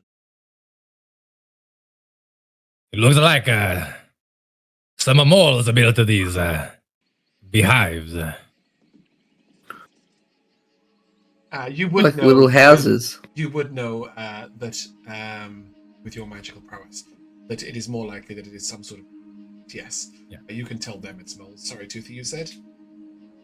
They're like little houses. Do people build houses for little stuff? Like Goudas? Bees. Something They like do. that, yeah. Because it's useful to have the bees nearby. And so if they provide the shelter, they can get the bees to live near them and help the plants grow and maybe provide some honey if the bees don't need all of it. Why not just get the queen and have them build a hive near you? Like near where you want. Well, that is what they have done. But why build a little house? We are bigger than Yeah, the bees, and so we can help them out. Because if they build their own, it might be damaged by outside forces. Imagine Like you came a upon rock. a half-built house. You would build the rest of it. I think the main Maybe- outside force they're damaged by is us taking the honey away. This makes it much easier. Yeah, But you we would are know not it's the not only a ones that honey would need the farm. honey. Vel'zekiss. That's clever. Anyway, unless somebody wants a honey, let's move on and not disturb these people. I don't like honey, it gets all sticky in my fur. I don't have fur. Okay, there, Winnie. I've Oh, got no, 2.5 it's pounds of honey. Darby. Sorry, what was that? I said, oh, sorry, me. Sorry, what did you say? Oh, I have 2.5 pounds of honey. You I'm have, okay. Sorry, I thought you said I gather, and I was like, Oh my goodness. stop. Josh, you said? Really Nothing important. Good. Really cool. As you guys head on along the river, great storm clouds begin to gather over the river. It takes no druid to tell you that it is going to rain very heavily. And Colette seems really down about this. And she will ask, she'll probably approach Vel'zekiss, because she believes you to be the de facto leader of the group, and she'll just say, would it be alright with you if I rode in your carriage that has a roof? Rain is coming. I don't see why not. In fact, it's not even me that needs to ride in the carriage. My instruments. I have a harp and a lute that they really don't do well in the rain, and I always try and protect them, but it never quite works. Yes, I've traveled with all sorts of performers over the years. It's tedious what you have to do to take care of those things, but so be it. Thank you. And then she would approach Eileen and sort of as a courtesy said, I did speak with your friend, Vel'zekiss, but I wondered if I could put my instruments in the back of the cart, and perhaps I might ride up and chat with you. I've got some tales I can tell. And Eileen sort of is delighted, and the two of them begin to strike up a little bit of a friendship and a chat. And sure enough, it is not long before it is absolutely pouring with and the rain just didn't start, did it? It was meant to start pouring with rain when I did that, and it just didn't make a noise in the slightest. It was quite sad, really. Now I gotta go and find it. Even though I set it up on the break. How annoying. Anyway, it's raining. In an attempt to not get so muddy, using my slippers of spider climbing, I'm going to sit on top of the carriage. That way I won't fall off. Okay. So this. I believe it only gives spider climb to your feet, not your butt, but... Well, I'll sit with my feet Up in a squat. yeah. You know what I mean. Yeah, I know exactly what you mean. But with the exception of the heavy rain, the journey still goes okay. The wagon, however, after a couple of hours, comes to a bit of a stop in the mud. The heavily laden wagon this is. And it's going to take a few strong people to lift it up, and perhaps somebody to repair the broken axle. Before the... I would assume, Toothy, you would help Krusk and Mavalos to lift it up. Yeah. But does anybody have the mending spell? I do. Fantastic. So as they're all sort of debating what to do, the gentleman say, "Oh, this is going to take hours. It's snapped right through the middle." Problem. Axle broken. Solution?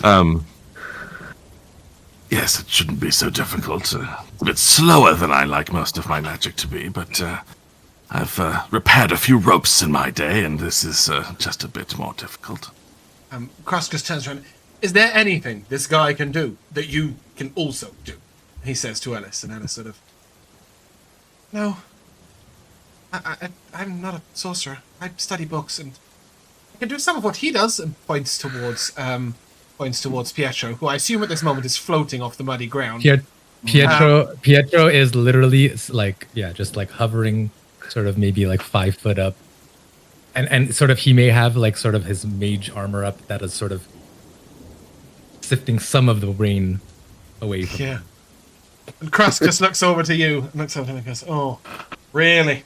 And that's why you're trudging through the mud, trying desperately to keep your book covered in 2 canvases, while he floats by majestically with the rain falling either side of his head.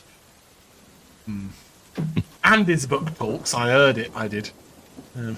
But anyway. With that, Vel, if you would kindly mending on the cart, I will take a perception check or investigation check from you as you do so, please. Sure, yeah. So, this was never quite fast enough for a crowd, but it would do just fine for this situation. And he's sort of chanting, "Samina Stafter, Samina Stafter, Samina Stafter." But he's not very perceptive, so we shall see. Or investigation, your choice. Oh, well, so 1 higher. Great. I'll take it. Good roll, though. 18. Yeah, as you are mending this axle, you've got the whole cart tilted, and there's a gap in the slats. And as you sort of see through the gap in the slats, you see this small statuette of a green dragon, which is covered in like little scales, clearly bedecked in emeralds and precious metal, with gold and rubies for its eyes. And its eyes follow you briefly, and you even see them blink once.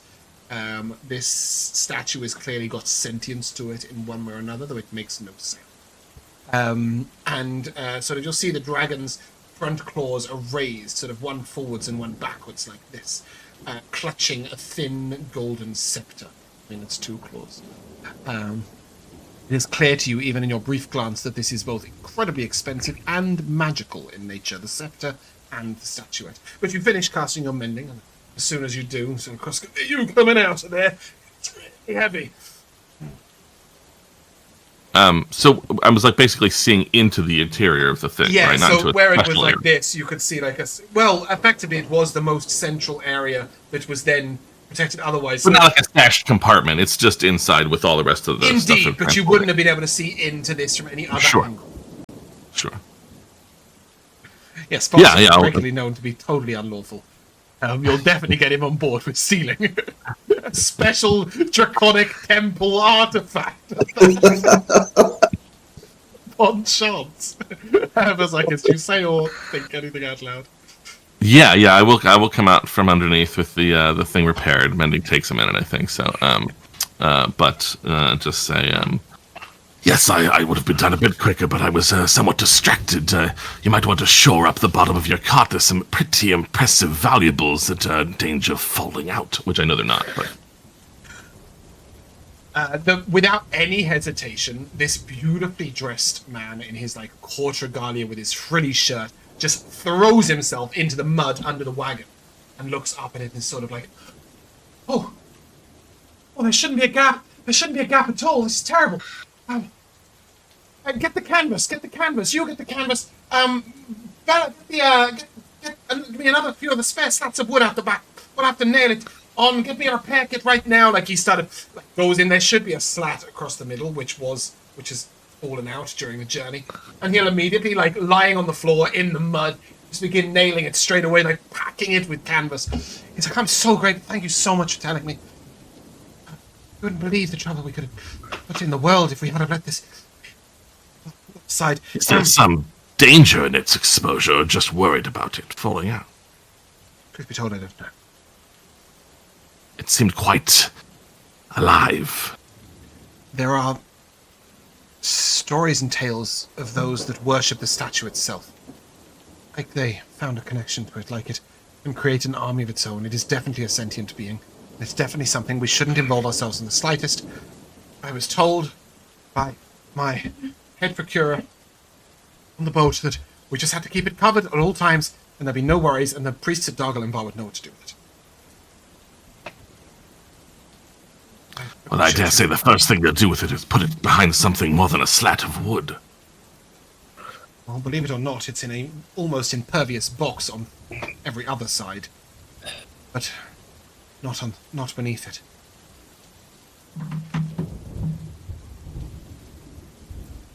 Oh, drat. He looks down at his shirt and sort of state of him as he's absolutely just bathed in mud. All right, come here. And I obviously can also do prestidigitation, even though I was washing in the stream last night. But Of course you can. As you do it, Alice just goes, I can do that! Across with great excitement. Yeah, as you clean off, he said, I really do owe you all a terrific debt. He sort of looks left and right, and then he just sort of looks to Krusk and beckons you and Krusk nearby. He says, how about instead of doubling your paycheck, I give you one of these each? And he hands you a sort of beautiful golden ring, and out of the top of the ring is like a little dragon, like rising out, clutching a gem. At the center of the rings are two beautiful, large emeralds. These would be worth way more than the 20 gold each that he had offered. If they do I not wonder get what much other anyway. secrets. I wonder what other secrets we might uncover to get a whole necklace by the end of this journey. But I'm sure that will do just fine. Yes. Soldronic Society is very dependent on this delivery. Very. Are you certain of your carriage from Metella onward? That is not something I have to worry about, thank goodness. Your role is to Metella. The next group will take it from there. But there have been tales of smugglers between Anna and Shumar. And truth be told, we were escorting some extremely expensive inks. And that went missing. And we had another operation down in the south. And there was the rumours of a dragon that was going to die, and we had plans for parts of his hoard that it had taken from long ago, and then that dragon didn't die, and honestly, it's just been one failure after another recently.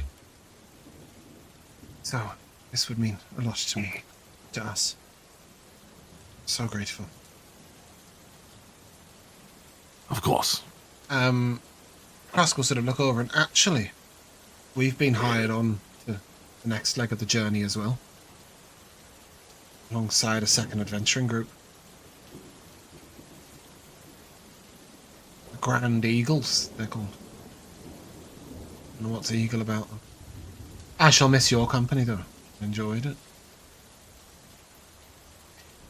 Yes, I suppose it's gone well enough.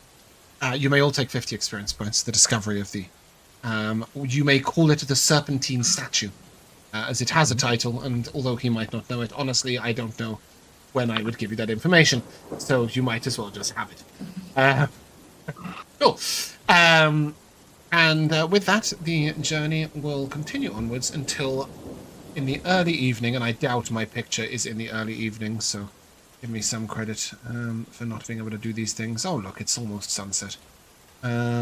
It's sunset, that will do. You will arrive at the grand city of, or town, sorry, of Metella. Can I take, please, a culture or history check in anybody who is from anybody who is proficient in culture or history?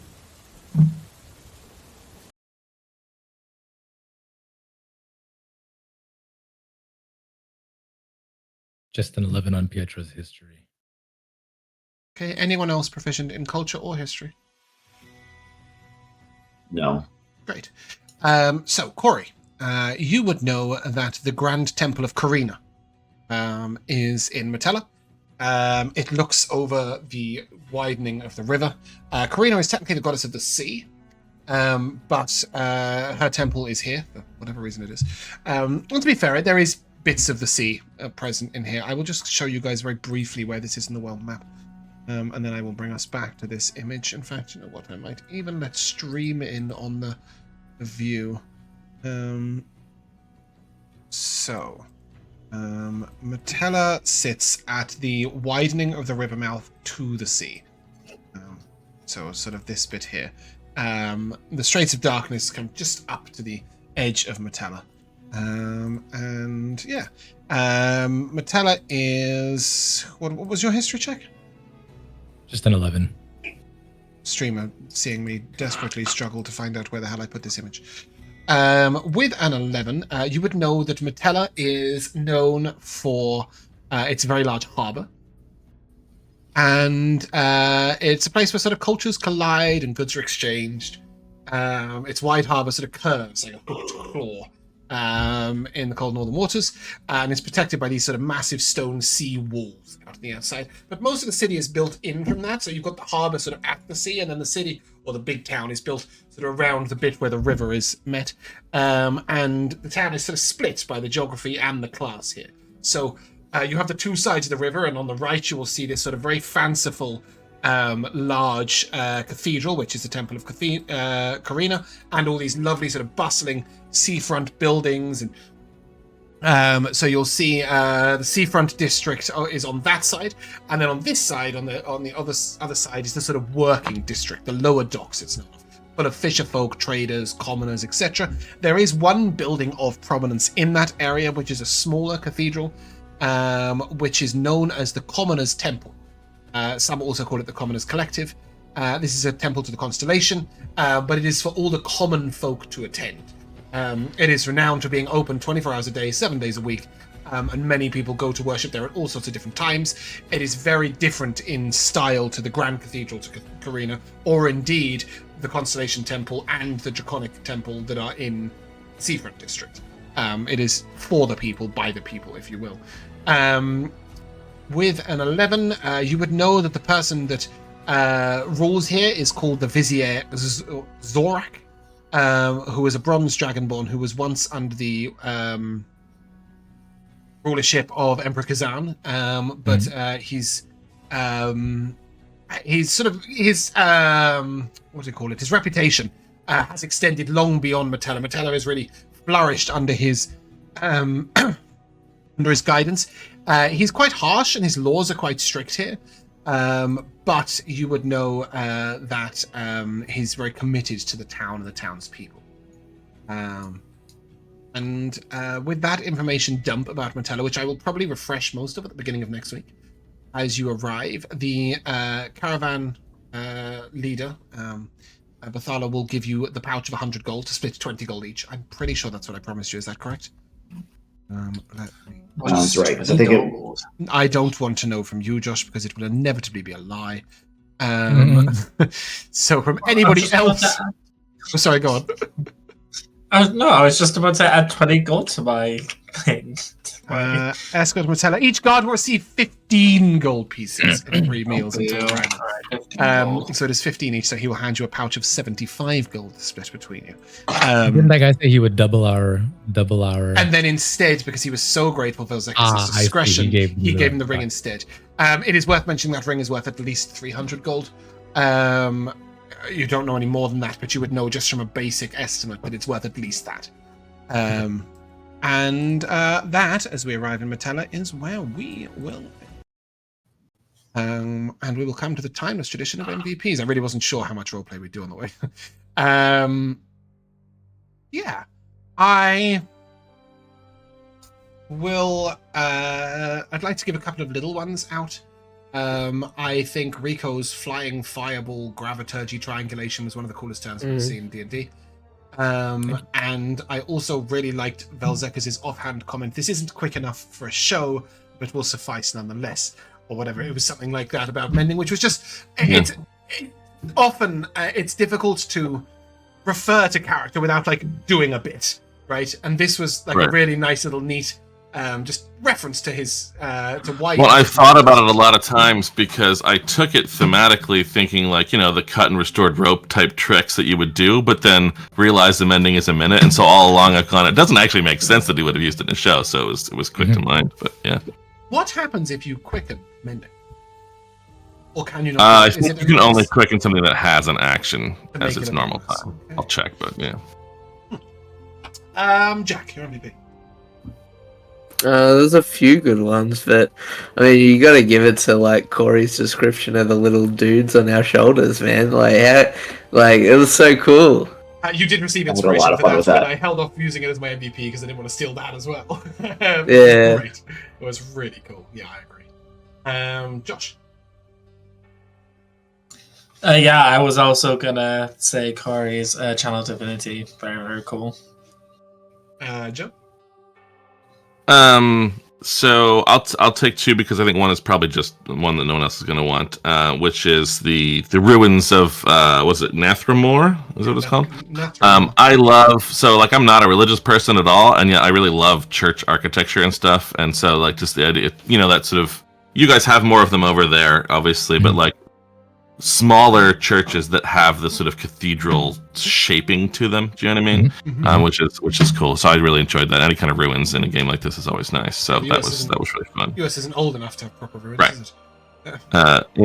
But it was just to give something to another player and character. It was just nice to see Toothy. Toothy has done some big damage a couple times, sometimes from the stealing weapon or whatever. But this was just pure. He's so defensive, but this was pure Paladin smiting, and kicking and dragging his ass, which was really fun. It was really cool. I agree. Mark. I loved Vel'zekiss' little shower scene there, and like not being worried about the crowd. It was just like plenty of people have seen me before. Like there's no shame here. Like That totally comes just out gonna of do doing a this cool bit. thing. And yes, I really liked it. Yeah. Rico. Oh man, there's so many good ones. Definitely Mark's little channel divinity descriptions are awesome. I have two. One is our first dragon fight, right? I believe. Yeah. Pretty momentous occasion. And then the second one is the constant belittling of Ellis the mage. He's useless. Don't worry, I've modelled him after Jamal. On that note, so I'm going to end. If you guys would like to say goodbye. Goodbye. It leaves me Bye. only to say welcome to Pure NZ Fury 21 to the Duck Pond. It's a pleasure to have you by, and it was nice to see you, Game Master Eric, but we will see you soon.